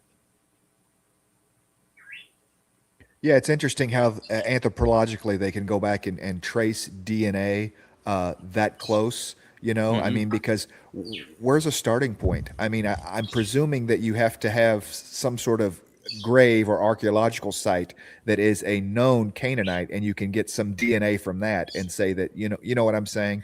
But otherwise, yeah, it's hard. Yeah, it's really hard to do. And I think that this is I'll tell you what the mistake is. The Torah tells us that the Philistines came from Crete. Mm-hmm. It says they were, Philistine actually means foreign terrorist. And Palestine, yeah. Philistine, it means foreign terrorist, invader. And it tells us they came from Crete. Nobody really paid any attention to that. They were Cretans. But about 4 years ago, they found the first ever grave going back to with bones that date back to the 10th century BCE and to the 11th century BCE. And they were able to find enough of material to do a DNA test on those bones. And it's been tough to find them because there are no, markers or burial markers. There's no buildings, there's no cities, there's no nothing. So, but they found them and they did DNA testing. So you have a book that part of the book was written a little under 3,000 years ago. And it tells you that the Philistines came from Crete. And so 4 years ago, finally, they actually found some skeletons of some dead Philistines and they did the DNA test. And where do you think they came from? Crete. Surprise, surprise. Surprise, surprise. And that's what you call a credibility score right there. Absolutely. At that point, you just got to say, oh my, what are the odds that he got that one right? Now, as for the alleged Canaanite DNA in the people of southern Lebanon, the more likely scenario is that what they're actually monitoring is Punic or Phoenician DNA that was shared with the Carthaginians and that was spread around all of the coast of the Mediterranean. And they're finding that and they're just calling it Canaanite because you're not going to find actually a Canaanite grave and Canaanite DNA. It goes back too far. So it's just mislabeled Punic. Yeah. Yeah, it was much like Pharaoh, the pronunciation of Pharaoh before the Rosetta Stone. I mean, it's right there in Torah. Oh yeah, I mean, how many isn't that times amazing? Yeah, isn't it we amazing have to get this? Yeah, that Pharaoh is actually written out phonetically in Hebrew as Pharaoh, and it was written out and phonetically as in Hebrew as Pharaoh. Now 3,450 years ago, and the Rosetta Stone, what is it, 100 and some odd years old? Right. Yeah. No one knew how to pronounce the hieroglyphic language, and yet you read the phonetic language of Hebrew, and there it is, written out Pharaoh. And we actually have Dead Sea Scrolls copies of that portion of the Torah dating to the 2nd and 3rd century BCE, but 2,000 years before the Rosetta Stone. It's all there. All we have to do is dig. Yeah, it's even funny too that if you when you know the timing of the Exodus, which you can use the genealogy and the Torah to define the timing of the Exodus, it was 1447 BCE, and you look at the history of Egypt, it's Pharaoh Thutmose and Thutmose the Great, whose mommy was the first woman pharaoh of Hatshepsut of Egypt. He was co-regent, was a military general while she was co-regent. When she passed away, he became pharaoh. And it is, of course, interesting to note that of the pharaohs of that era, there's only one pharaoh who actually admits that his eldest son predisposed him. Mm-hmm. What are the odds of that? And by the way, because they only write things that are positive about them, it wouldn't even explain why his eldest son predisposed him, but he did. Right. So 60 minutes here. This is I just think it's sick. This is a Ukrainian showing the drones that he is making.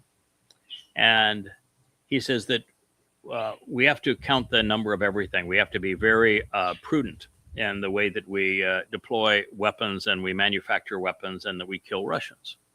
But now we have this such that the cost to kill a Russian is under $1,000. So tell the world, you can kill a Russian for $1,000.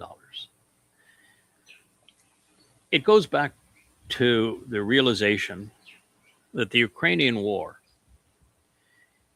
and this is something that 80% of Americans, John, have been misled on. You ask 80% of Americans who started the Ukrainian war, they'll say Putin and Russia. It's not true. Not even close to being true. America planned this war going back all the way to the 1950s and has been scheming on it ever since. And using the International Monetary Fund initially, which I reported on Shattering Myths. I did a whole series on what the coup that America led in the Ukraine for the purpose of switching out Russia to the International Monetary Fund was going to do to the cost of currency in the West, because the Ukrainians had a habit of never paying back their debt. And it's the most graft-ridden government in that part of the world, by far and away. And so there's no chance of getting the money paid back. The Russians had a guaranteed way because they ran pipelines through the Ukraine, and so they could just deduct it from the transit fees. America had no way. So what was America trying to do to lose a couple of $1 billion a year by taking over the financing of Ukraine and replacing by coup a pro-Russian government? And I knew this was going to spell trouble long before this war began. And then I knew George Bush quite well, and I knew when George Bush said that he was going to begin hosting all of the NATO games in Ukraine, which wasn't even a member of Russia, and then declaring Ukraine is going to become a member of Russia. We don't care that the Russians hate the idea. We don't even care that Secretary of State Baker before him had promised the Russians that NATO would not come any closer to Russia. And that was so that Russia said, we'll give up East Germany. We'll give up East Berlin. We'll allow Germany to be unified, even though the Germans killed 25 million Russians during the last war. That's a big give for us. And for that give, you promised that NATO will come no closer to Russia than it presently is. And there's been 20 nations added to NATO that are all closer to Russia. Yeah, they definitely went against their word immediately. Immediately and deliberately, and in a matter that is insanely corrupt.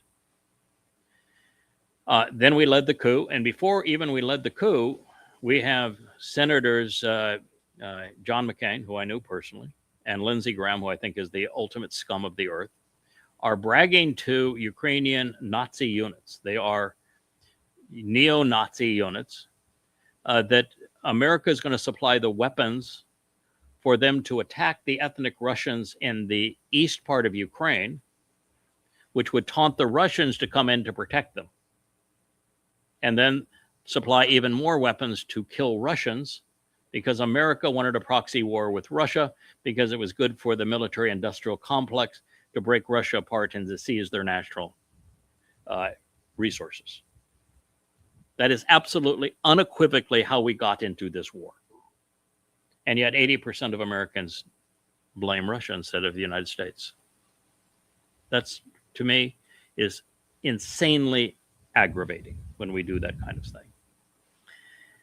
And to realize that 2 million people have died because of these lies is even a greater stain on the world. And that it's continuing to go on. And that now you've got them bragging that we can kill a Russian for $1,000. So the Russians are in a position now where they really have no choice. Putin has been exceedingly restrained and not bringing the battle to Europe. But it's Europe that's funding them. It's Europe that's arming them. It's Europe that's giving them the targeting information. It's Europe that's running the weapon systems in Ukraine that are killing Russians. Russia can't allow them to pick off Russians at $1,000 a Russian kill. And so the battle is going to come to Europe, and they have no defenses. And then what? And because now Zelensky, with his aggressiveness and bringing the war into Russia with bombing through these drones, Russian energy infrastructure.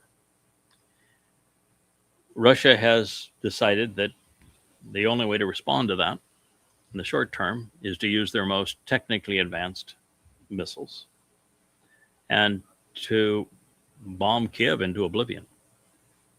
And that's what they're doing right now. And the Ukrainians have found that American interceptors do not work against the most advanced Russian technologies. And they've deployed all of them, and America doesn't have any to spare anymore. They're taking them from the rest of the world. That's why the bases of America and the Arab dictatorships became so vulnerable. We robbed them of the interceptors. So Ukraine is without interceptors now. And they've ticked the Russians off. And the Russians are using drones and missiles at much higher levels. And they're going right after Kiev. You know, people just don't think of what the consequences of their move. People were applauding what they're doing inside of Russia. It says, no, this is not good. The people are applauding what Europe is doing to the Russians. Says, no, this is not good. You have to understand what the natural consequence of all of this is. You need to think it through, cause and consequence. And the consequence is the destruction of Europe. And Europe doesn't have a military. I mean, really, it has no military. Mm-hmm. Can't defend itself. Russia does. Russia's got military now of 2 million people. When the U.S. lured them into this war, there were 400,000, not very well equipped, and no real mechanism to support them. And the Russian economy was still teetering from the breakup of the Soviet Union. And now it's 2 million strong, all volunteer. 2 million strong. Now, I don't think you could muster 50,000 poorly trained, poorly equipped troops across Europe. No. Against 2 million with brilliant leadership, superior weapons, and what Europe doesn't have, a manufacturing base that is geared for supplying the drones, missiles, and artillery and other things that soldiers need. They're just not thinking of what the consequence is of their actions, or that they're the cause of the Russian response, and that the Russian response has actually been restrained. But you can push people to the point where, you know, you're not going to be restrained anymore. I'm a pretty passive guy to a lot of attacks. I'll just, you know, mouth off at you and say, you know, that was really stupid, not appreciated, you're an idiot. And I'll just continue to respond to you with words, as Russia has done. But you can push me to the point where I'll respond beyond words. You can continue to antagonize somebody or threaten them or those they love to the point where they have to respond. And that's what's happening with Russia and in Europe. And so the other day we were talking about what are the consequences, I think it was yesterday from the Rainbow Studio, what are the consequences of the Ukrainian sending European drones and missiles into Russia. And my view is that Russia is going to respond by attacking Europe. And Europe has no defenses. And Europe is insane right now. How are they going to respond? Yeah. And they could escalate. Mm-hmm. Yeah, the whole world's clamoring now for nukes. Mm-hmm. Yeah, I can't believe they've always been tiptoeing around for the last couple years about Ukraine joining the EU, which is a purely economic thing because, you know, NATO is the military treaty, right? Right. And what does Ukraine have that is the interest of any European nation, you know, that we would absorb their debt and yes. and everything that yeah, and so before the war, they were the most debt-ridden, graft-ridden country in the region. Mm-hmm. And so dealing with them economically was suicide unless you were the Russians and you had a pipeline that you can tap the transit fees. And now it's 100 times worse. Mm-hmm. To tie yourself economically into Ukraine is to bankrupt what is already bankrupt. Yeah. There's just no incentive. At one point they were the breadbasket of that part of the world, but that's not necessarily so anymore. And everything else is broken. And I think that it's inevitable that the Russians are going to control Odessa. And when the Russians control Odessa, then Ukraine is a rump state and it's landlocked. And so how are you going to ship out grain? Ship out grain? They can't get their tractors into the fields because they're all full of fiber optic cable and drones. It's true. I mean, Landmines. yeah. Yes. Yeah, it's a great tragedy what's going on, and there's so little understanding of this story, and even less understanding of what this does to the world going forward. In the Torah and Devarim, Deuteronomy, when the Torah announces the arrival of the Nakri, it says that the world devolves back into the conditions that were experienced in Sodom and Gomorrah. And it says that because of the belligerence of the people, that they will end up suffering from what is essentially fire from the sky, brimstone. And the only way to explain something of that nature would be nuclear war. So I think it's likely. Yeah, that's the reason why the United States isn't mentioned. I mean, other than Tarshish and where the Rahab comes from and all of that. And Isaiah 18, which tears us to ribbons. I mean, Isaiah in the 18th chapter describes America in every which way, and it's really unflattering.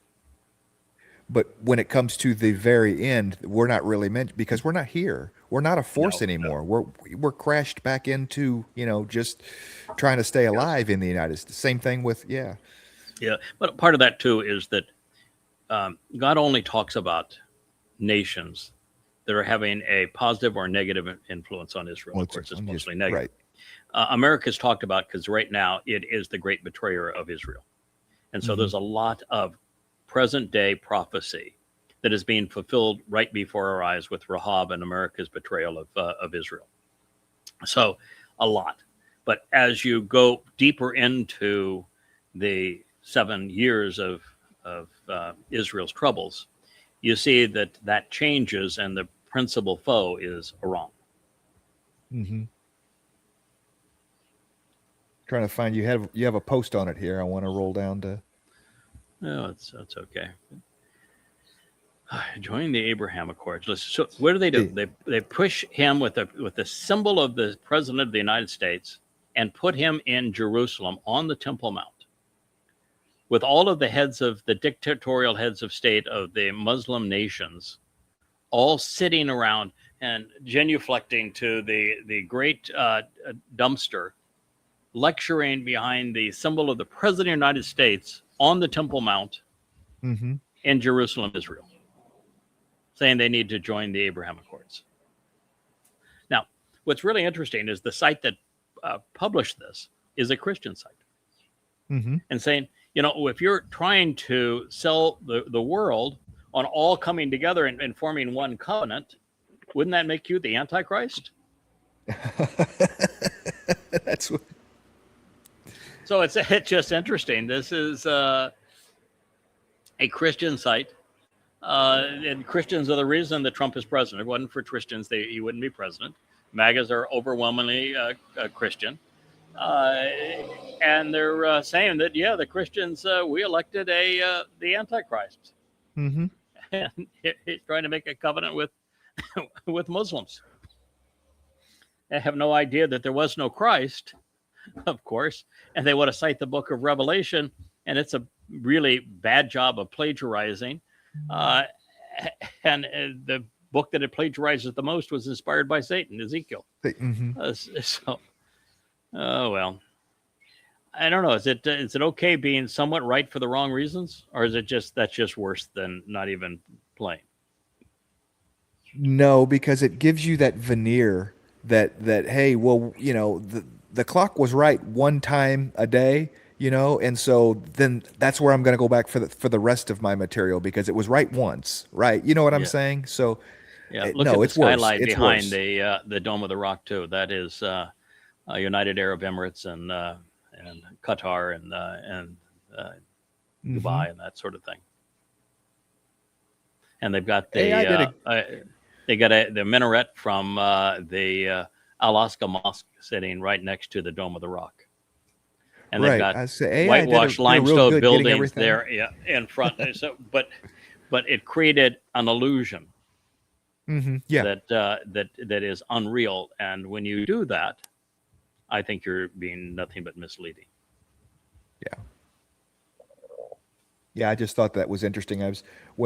Was reading down everything that they were talking about there. I was like, huh, somebody's been reading Tsarah, I think.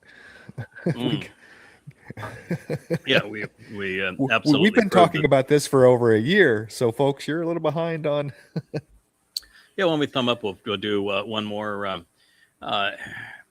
This is the picture that I wrote the whole story of what the Iranians did, what America did, and then America just flat out lied about it. We said we Right. we were in a defensive, strictly a defensive strike. We didn't violate the ceasefire, when in fact the shots weren't even at American ships. They weren't even at commercial ships, and the U.S. attack was at a uninvolved party, and so the U.S. was aggressive.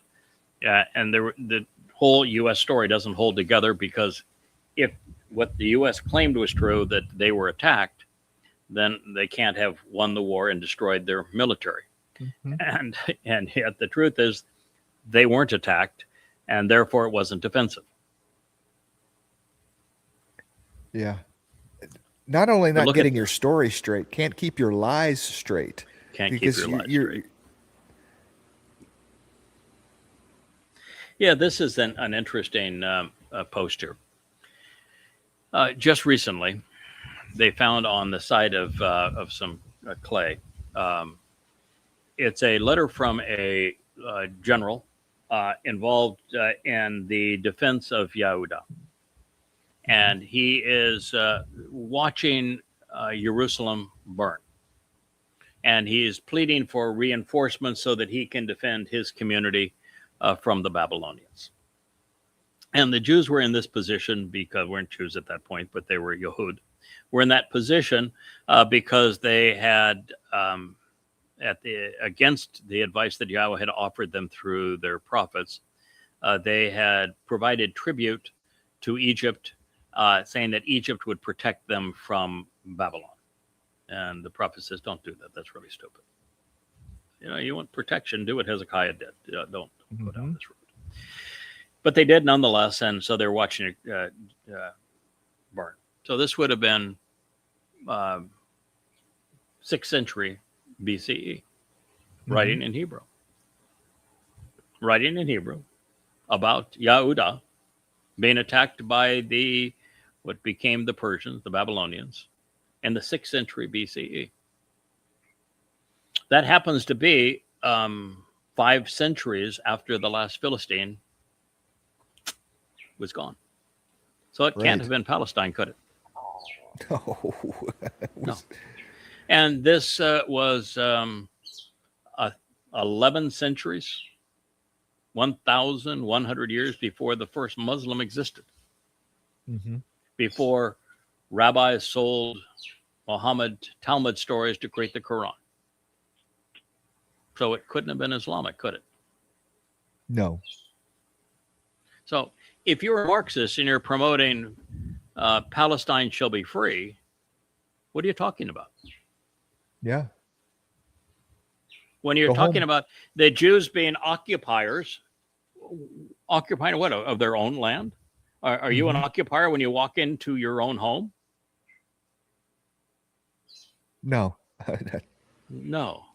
So it's just, and there's not just this writing. You look at the Mishnah Stone. The Mishnah Stone dates to the 9th century BCE, and it specifically mentions King Daud, correctly spelling his name as King Daud, and it mentions Yahweh as his God, and it talks about Mishnah, who is brought up prominently in the prophetic account, and it talks about how disgusting Mishnah was. He actually burned his own son alive as a sacrifice to their gods, and the Israelites became so disgusted seeing what he did. They said, we don't want any part of this. They just left. They didn't finish the battle. They just left. They were so disgusted. And the Mishnah stone, I think it's in Jordan today, but you can see pictures of it anywhere. Written in a variation of the Hebrew script about all of these events. Going back to the 9th century BCE and King Daud and Yahowah, and this was Yisrael. Pretty hard to make a claim for Palestine and Palestinian and Muslims, isn't it? Unless you're stupid. Yeah, the Mount. What is it? Mount Hebel. What is the the Mount Hebel. The Mount Hebel. On Mount Hebel. Right around 1,400 BCE. The Exodus was over. It had been a miserable experience for God and for everybody, particularly for Moshe. But it was finally over, and they were entering the Promised Land with Yosha ben Nun. And Yahweh's instructions were to reinforce the importance of listening to what Moshe had revealed in the Torah. To go on either side of the valley as they were entering the Promised Land, having crossed the Jordan River. And from one of these sides was the Ebal side, to echo what would happen if they ignored the Torah instructions. The other side to say, if we observe and respond favorably to these instructions in the Torah, we will be blessed beyond all people of the earth. And the other side says, if we reject these instructions of Yahweh in the Torah, we'll be cursed. And so they had this yelling match back and forth from the tops of the two mountains. They just broke the community in two to reinforce this, so that the ears heard that it's important that we pay attention to these instructions, because this land is given to us as a gift. And the last thing we want to do is to tick off the God who has given us this land as a gift. Therefore, he's given us some instructions. Listen to what he said and act responsibly, and we are going to be the most blessed people on the planet. Ignore what he has to say, respond negatively to him, become religious instead, we're going to be cursed. And so on Mount Ebal, we were told in the Torah that there was an altar that was built to commemorate the day and all of this. We were given the dimensions of it. And so they found it.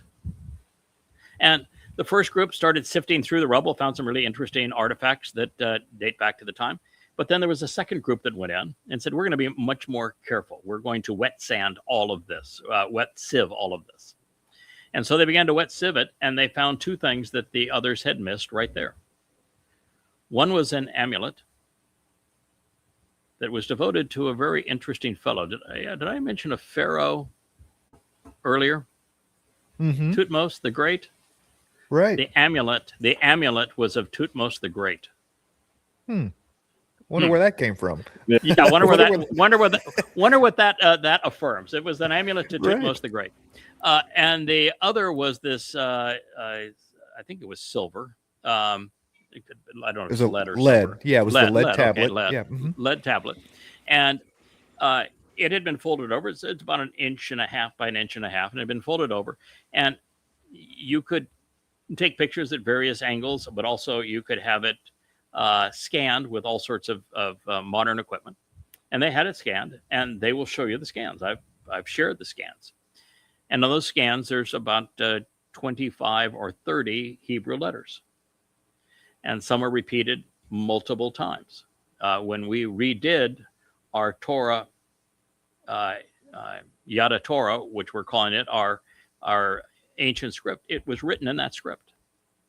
And so I used that as a means to adapt a older version, a more accurate version of that script. And I am dying to tell you one of the things I got wrong that I have to redo is that, I've told you that the biggest lesson of all was that our original thought that, because everybody calls the LF a ox's head. Mm-hmm. And my response to that is, how do you know the ox is castrated? Right. It's a bull. A bull, a castrated bull is an ox. So why are you calling it an ox's head? What Right. about that picture of the head and the yoke tells you that the bull has been castrated? I said, so it's a bull's head. It has a little bit of a pointed nose, so that would indicate it could also be a ram, but the horns are wrong for a ram and the yoke is wrong for a ram. So we're going to say it's both a ram and principally a bull. And so that was an interesting lesson. And then I tried to resize all of the other letters, like the doorway was always a little squatty thing, but it's a doorway. You can't have the man standing tall and the doorway being at ankle level. So I started, we'll try to size things. The teth, which is the last letter in the Hebrew language, the 22nd of 22, has always been drawn very similar to the corrupted Christian version of the Roman crucifixion stake. The Roman crucifixion stake was not one of these. The crossbar set on top so that it could be reused. You never removed the upright post. Wood was too valuable, and so they didn't throw it away. The upright, and it was too hard to get out of the ground. They cut a recess in the limestone. They put that upright post in. What they did then is they nailed the victim's wrist to that cross beam, but the cross beam went on top of the post, and so there was a nipple on the post and a recess on the cross beam, so they just sit one into the other, and so it was like a capital T. But this image was like the stupid Christian rendition of it as the lowercase t. And it just looked, I hate a letter that looks like a cross. So, the dead God on a stick thing is just way too irritating to me. I didn't realize what the dadgun thing is. It's not a cross. And we call it a signature, but a signature is this. It's an X. Right. No one ever does a signature like that. So it's not a signature. Make your mark. Right. Yeah, it's not make your mark. You know what the thing is? It's a tree. A tree. Yep. It's a tree. And once you realize it's a tree and you see where it is used, like in Towrah, where God says, I'm going to provide knowledge for my people, he's always using the tree. And so he's saying it's the tree of knowledge. It's a tree. That's where it all ends. The Hebrew alphabet ends. It begins with the bull and ends with the tree. Yep. So I made a mistake when doing it, because what I did is I realized that it was going to look better if we had letters that had different amplitude. If you look at English writing, people never think about this, but there's letters like the lowercase b, the stem goes above the line. If you look at the J, the hook goes below the line. The K, you've got a part that goes above a certain line. That most English letters, not most, but a high percentage of them, either go above or below the line. A P goes below the line. And so in Hebrew, the only other Paleo-Hebrew we had was just all over the place, things high, low, but made no sense. So we said, let's calibrate everything. It's a plow, then it has to be down low. If it's a man, the feet are on the line, not below the line, but it's standing up tall. If it's a door, it has to be a similar height. Let's make all of these letters so we don't have to change font size, which we had to do every time we were presenting the others, because you had to render some at 0.8 and some at 14 to have them look good together. Let's get them so that they are a typed font. Let's get them keyed to the proper letters on the typewriter. Let's have the hey be the hey. Let's have the LF be the A. Let's have the ain, which is an I, be the I on the computer. So it's natural to write them out. But I said, God, I really hate that damn cross. And of course, They're not written with a bias line. So Right. I was trying to decide what I should have done is put the bottom of the line on the line, just like the person, and it sits up as tall as the person, and then it looks like a tree. But we actually lowered it. I shouldn't have done that. Live and learn. You know, Right. yeah. I think we improved virtually every letter, and I think that one we actually made. I don't know if we made it worse, but we didn't. We certainly didn't improve it. But at least now I figured out Didn't what the do name any of it is. justice, right? Yeah, but that's Yeah. the fun part, John. You know, is Mhm. knowing that God does not start with a data dump. You look Yeah, at Moshe. Moshe revealed more than anybody else. He didn't start him with a data dump, did he? no, He definitely learned on not. learned on the job. Dode is his favorite guy. Dode didn't start with a data dump. So nobody had a data dump.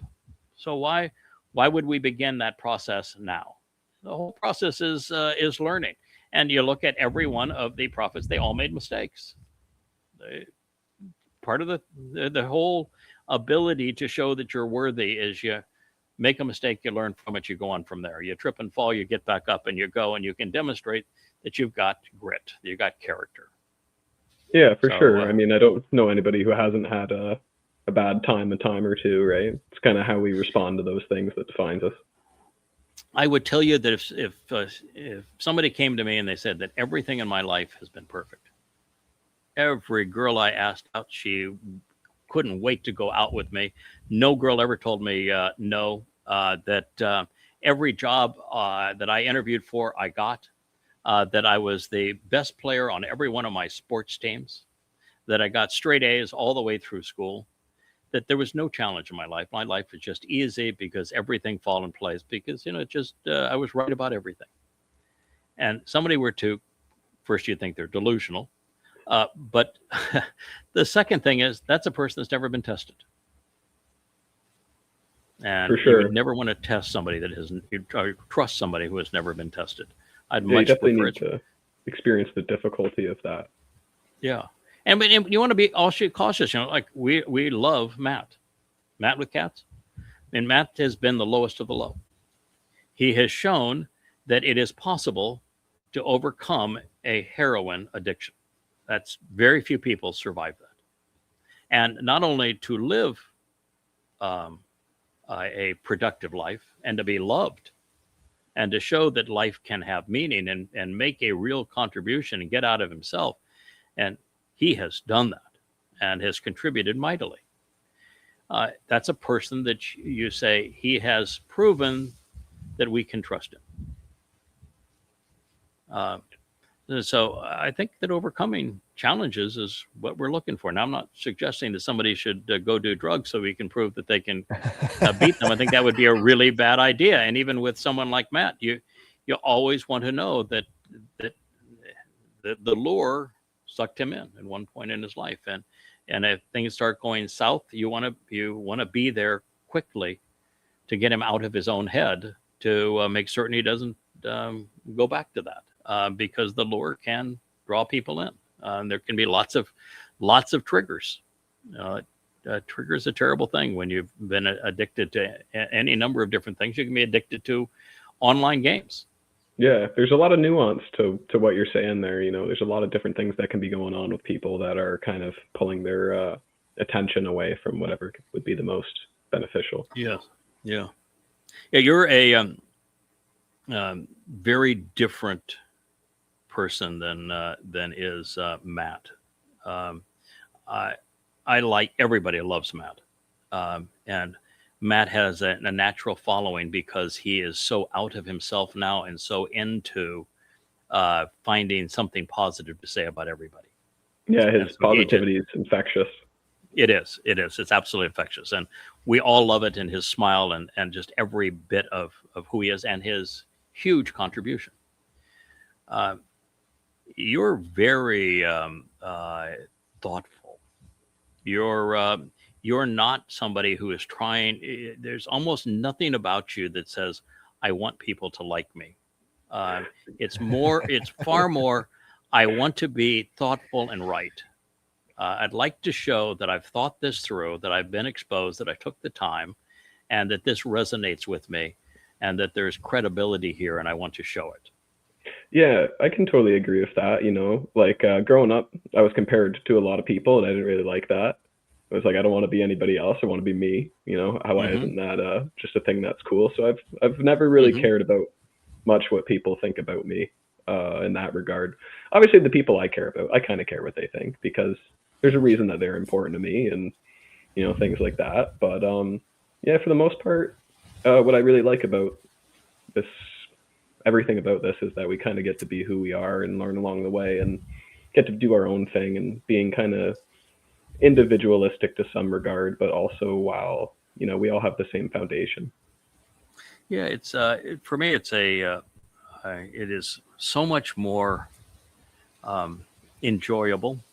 What I think ultimately is productive, and I realized that you were right that for the first 10 years that I communicated, I was anonymous, and I'm not anonymous anymore. Yahowah won't have that, and with lack of anonymity comes responsibility, and so I feel a tremendous responsibility for how are we going to continue to manage this and to grow and to make certain that we're doing what Yahowah wants and preparing people for their ongoing responsibilities. And when I encounter someone like you who is so different than others, and I think different in a very positive way. I mean, I feel really I feel energized by you, comfortable with you, and inspired by your intellect and Thank you. your I approach. appreciate that. So I am really drawn to you, and I realize that as different as you are from everybody else that we've had on this program, I mean, listen, there are no dummies in the covenant, so everybody's smart, and everybody is well read. Everybody, to a person, well read, very smart, knows their material, and is passionately committed to it. But even within that realization, you offer some really unique gifts. And I think that this is precisely what Yahweh is trying to achieve. He's not looking for a lot of people, but he is looking for people who are unique, who all have something they can contribute. That's why I think that whole notion of perfect is so stupid, because if you were all perfect, then they would be like you or Kevin, whoever's going to be the paradigm for perfect, they'd be like that perfect person because they're going to be just like Rich. And you realize, just like Rich. They're just like Rich. Who's got a bad attitude right now?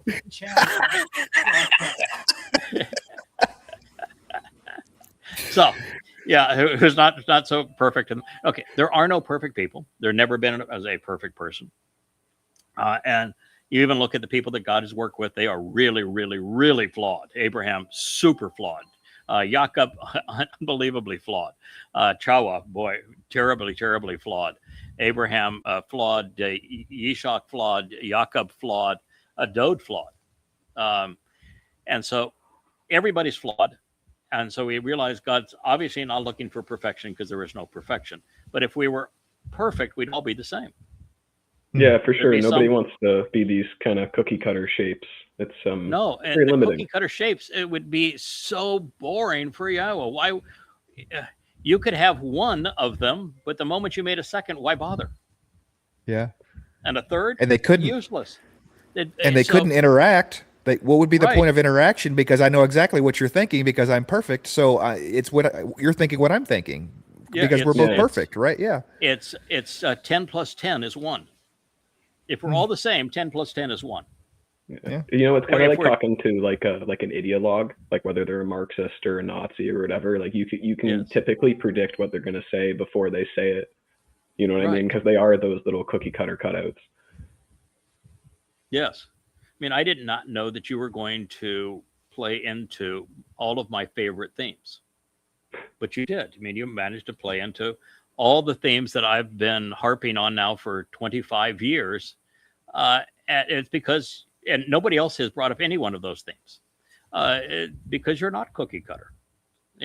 1 plus 1 can be 10, or 10 plus 10 can be 1. And if we're unique, then 1 plus 1 is 10.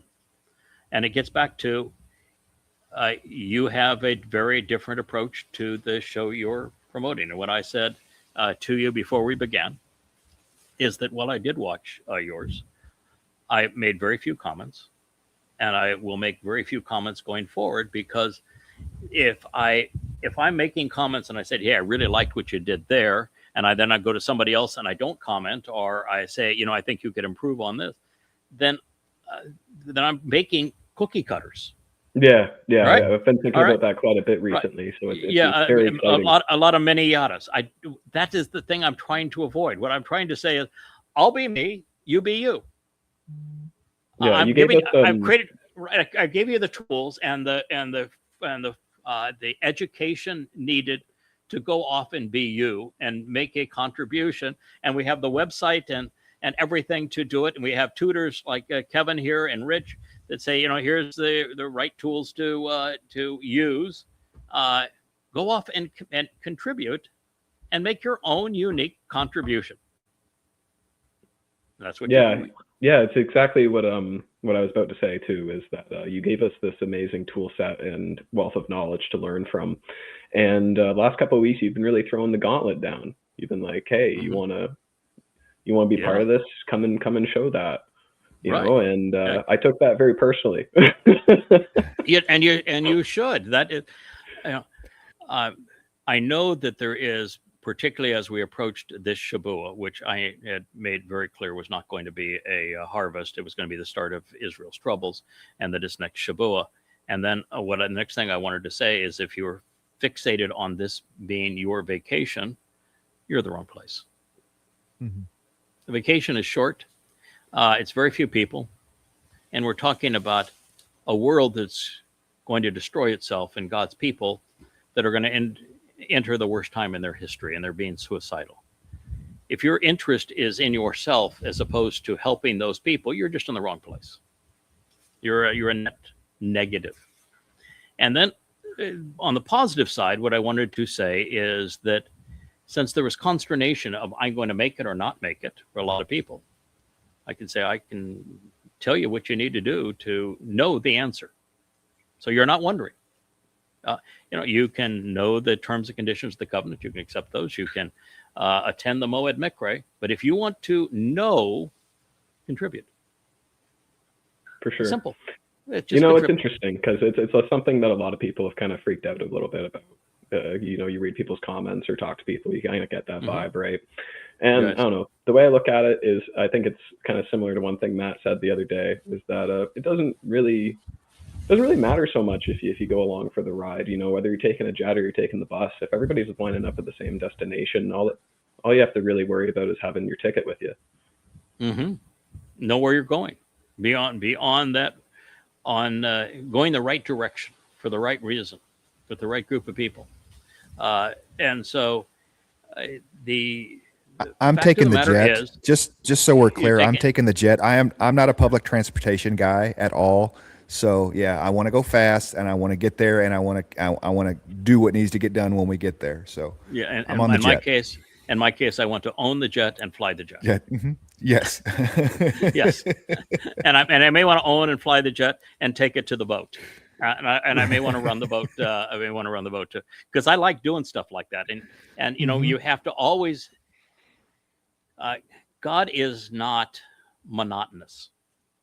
If all we had 24/7 is to share the insights of the Torah, our lives would even become monotonous. We have to have lives beyond this life. Leah worked. We make a contribution to this. She's coming back today from Florida. The first thing we're going to do is not talk Torah. We talk a lot of Torah, but that won't be the first thing that comes to mind. We have to have lives that have other interests, other we're not bringing anything into the equation. We should pursue these kinds of things. We should take our own approach to them and make a contribution. But I can tell you, there's a reason we have been on fire recently. And I mean that in a very literal sense. Glowing and moving from matter to energy is that understanding is happening at a prodigious rate. We're understanding Torah so far beyond what we had even dreamed possible 5 years ago. And what we are learning is what actually happened in the garden, what Yahweh's response was it to, and why we're going back to the garden.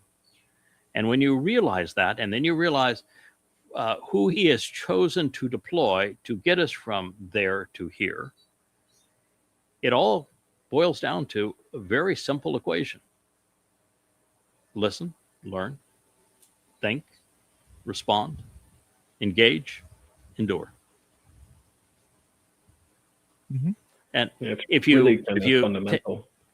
fundamentally, if you take any one of those steps out, it doesn't work. You got to listen to what God has to say. You have to learn from it. You can't just go in one ear and out the other. You got to learn from it. You have to think about it. You then, based upon what you've heard and thought about, you need to respond appropriately. You need to engage.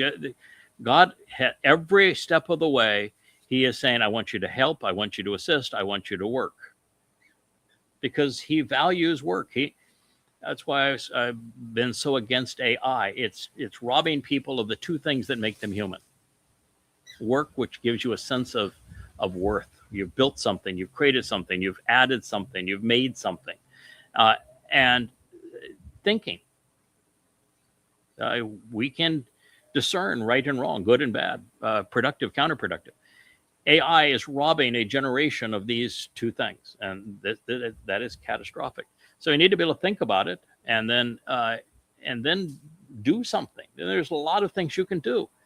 And one of the things I keep on trying to say, and it's essential to what Yahowah has to convey to us. I was just writing this about Ezraki's name.